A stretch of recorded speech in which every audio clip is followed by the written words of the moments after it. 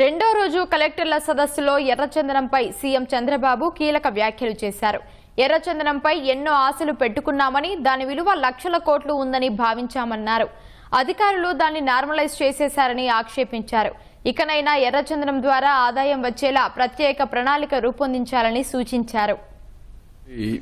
ఏదైతే red sandal depot ఉందో దాన్ని కూడా సీసీటీవీ కెమెరాస్ అవన్నీ పెట్టి మానిటరింగ్, అదే సమయంలో ఒక ఎక్స్పీరియన్స్ సెంటర్ కింద value added products you make it, then అది కూడా బాగా ఇది వస్తుంది. ఎవరైనా ఆర్డర్ చేసినా మనం తయారు చేసినా అలాంటి క్రాఫ్ట్ పీపుల్ అందరిని తెప్పించండి.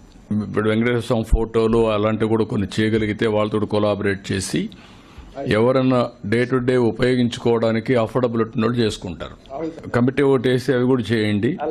వాల్యూ అడిషన్ కింద ప్లస్ ఎక్స్పీరియన్స్ సెంటర్ కింద పెట్టండి. టూరిజం కూడా మనకు వస్తుంది. రెడ్ శాండ్వుడ్ అనేది ఒక యూనిక్ కాబట్టి దాన్ని మనం ఇది చేయాలి.